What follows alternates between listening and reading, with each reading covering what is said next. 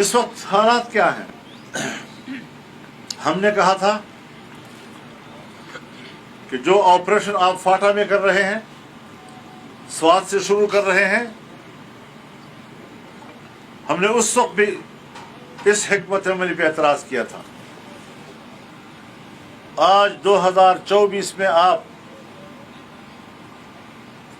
دہشت گردی کے خلاف جنگ کے نام پر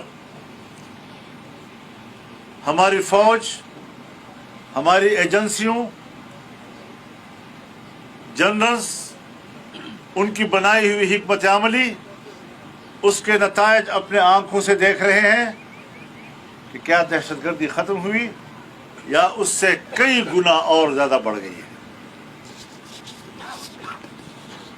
اور مجھے تکلیف ہوتی ہے یہ کہتے ہوئے کہ صوبہ خیبر پختونخوا اور بلوچستان میں ریاستی رٹ ختم ہو چکی ہے۔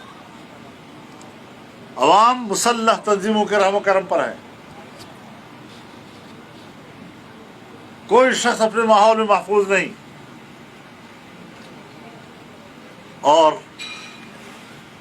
یہ معلوم نہیں ہو سکا آج تک کہ ہمارے ادارے واقعی دہشت گردی کے خلاف جنگ لڑ رہے ہیں یا دہشت گردی کے خلاف جنگ کے نام پر